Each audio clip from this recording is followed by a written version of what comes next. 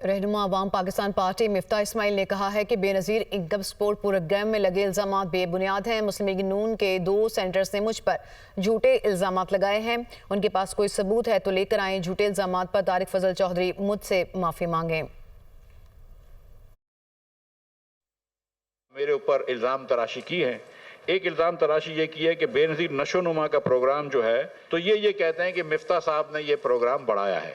اگر ان کے پاس کوئی میرے خلاف ثبوت ہے، جو کہ منطقی میں نے بتا دیا کہ ہے ہی نہیں، لیکن اگر کوئی ثبوت ہے تو وہ پیش کر دیں، اور اگر ثبوت نہیں ہے تو اخلاقی کام تو یہ ہے کہ وہ معافی مانگ لیں۔ اب اس کا یہ معاملہ کب سے ہوا ہے؟ 2019 ڈسمبر میں 2019 ڈسمبر میں میں کدھر تھا؟ میں جیل میں تھا۔ یہ کمپلیٹ جھوٹ بول رہے ہیں، اور یہ جھوٹ اس لیے بول رہے ہیں کہ میں ان کے بارے میں سچ بولتا ہوں۔ آپ چینی کا ایکسپورٹ کرواتے ہیں یہ جانتے پوچھتے ہوئے کہ چینی کی قیمت بڑھے گی۔ اگر چینی کی قیمت بڑھوانا مقصود نہیں ہوتی تو ایکسپورٹ نہیں کرواتے۔ ظاہر ہے کہ یہ بات طے ہے، ورنہ اگر کانفلکٹ آف انٹرسٹ سمجھنا ہے تو پھر شہباز شریف صاحب کی 2 شوگر ملیں ہیں، وہ شوگر مل کے مالک ہیں، ان کے بیٹے مالک ہیں، لیکن وہ شوگر کے اوپر جو فیصلہ کرتے ہیں ایکسپورٹ کا، تو وہ conflict of interest Anusha Bibi کو نظر نہیں آتا۔